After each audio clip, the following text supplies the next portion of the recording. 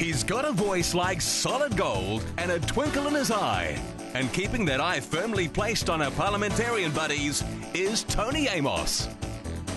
We welcome Tony and the weekly political roundup. Tony Amos. Hello, Jared. Wonderful week in New Zealand. How are you? Another great week in paradise. Don't we do well? Don't we live in the best country in the world? We live in the best country in the world. It's a jolly fine country, isn't it, eh? And we put up with our politicians, don't we? Our politicians, and we have a look at them. Every week we look at the sooks and the crooks, the oddballs and misfits, those rooters and looters of public office we proudly call our politicians. Been a great example this week, hasn't it? A great example around Parliament. There's been a bit of theatre. Just last week, a bit of theatre. And who was involved? Well, the usual suspects were involved. Winston Peters was there, the Prime Minister was there, the Speaker of the House was there, and a member of his cabinet was there. Because he's no longer there. We're talking about Peter Dunn. Yeah, who done it? Well, Peter may have done it. He's certainly done himself, hasn't he, eh? It just goes to show, Jared. I mean, there's a coarse old expression called the power of the furry magnet and the damage it can cause. And it's caused a bit this time. And poor old Peter Dunn, Mr. Dunnit, he's been running around like a schoolboy with a heart on, hasn't he, eh? Trying to resolve what he's done. He can't figure out how he got to this position he got to. You know, what's happening? I don't know, he said. Well, that's just not good enough. He is a leaker. Now, the world now has a list of leakers, Jared. You know, we've got, Bradley Manning. The US Army, he was a leaker. The US Secret Service man, Mr. Snowden, currently being labelled a leaker. Julian Assange, a wiki leaker. The Warriors, Russell Packer, he was a bit of a leaker. And now we've got Peter Dunn leaking it big time. And Mrs. Dunn wants to know where he's been leaking from. I'm sure she does. But Peter Dunn, goodness great, Mr. Sensible turned out to be Mr. Stupid, didn't he, eh? I mean, it's unfortunate.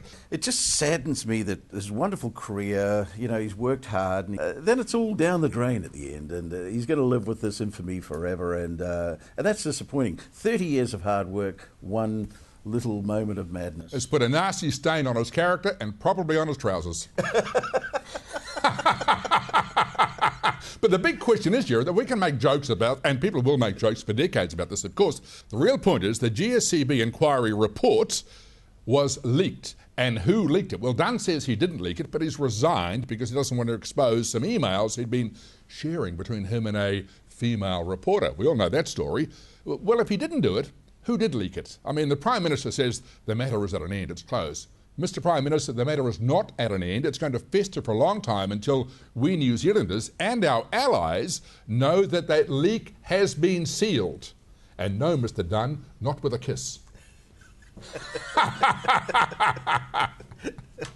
Now, Tony, some more serious business. Fluoridation in Hamilton. Fluoridation in Hamilton or not. Yes, Jared, living proof that all the idiots aren't in Parliament. No, some of them are part of that council of our biggest country town that's nestled on the banks of New Zealand's largest open sewer. We call it Hamilton. That's the place. And the Luddites live in Hamilton. In fact, they are on the council, and the Hamilton City Council has made a decision to save $48,000 a year not to fluoride the water anymore. No more fluoridation in Hamilton's water supply.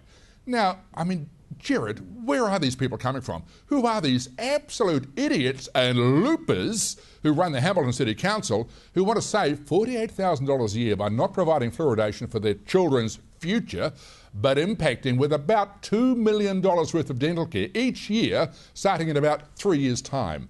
I mean, the lunacy of the Hamilton City Council is quite unbelievable. Is the mayor a dentist? Maybe the mayor is a dentist. Maybe the mayor's family invented those lollies like Minties and the others that pull your fillings up. I don't know. Yeah. No, the mayor's not a dentist. The mayor is a looper. That's what the mayor is, mate. So, Tony, a quick poll of two, for or against fluoridation. I'm for it. I'm for it too, Jared, and not only because I know that it works, because, see, I grew up in the country, like you.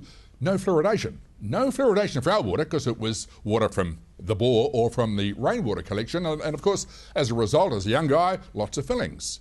Young people today, fluoridation in water, no fillings. Talk to the medical experts, talk to the Prime Minister's science advisor, Peter Ruckman, talk to all those people and they'll tell us fluoride in the water is good. That's right, it's good. Hamilton City Council, it's 2013, not 1954. They can't get more wonderful than our list MPs in Wellington, can they? Well, they can't. We like our list MPs, don't we? Yes, we do. Well, we don't really like them, but we like them for the entertainment value, because that's what they do. I mean, there are one or two in positions of responsibility. The rest, well, they're just there, aren't they, to make up the numbers. That's all they do, and provide us with a good story. This particular story is about a list MP, a fellow who was having one of those sort of private conversations with his wife. And the conversation had gone this way, Jared, and she was talking about what would happen. And she said to him, if something happens to me, like if I die in an accident or suddenly, what would you do with the family? You wouldn't sell our family home, would you? Oh, of course not, dear, said the list MP. No. I would hang on to it as the living memory to us, to you, my dear. It's part of our lives. No, I would keep that. Of course I would keep the house. And she said, oh, that's good. She said, what about the matrimonial bed, our bed in the bedroom? She said, yeah, that's would you keep important. that? He said, no, that's the crown and the jewels. He said, that's there to represent our love for each other and the children that we produce and all those things. That's the heart and soul of our love and our life. There's no other woman for me to remember but you and our family bed. And she said, that's good. She said, but what about my golf clubs? She said, my treasured golf clubs. She said, if something happened to me, she said, you wouldn't sell them, would you? You wouldn't get rid of them, would you? He said, of course not, dear. She's not left-handed. That's politics.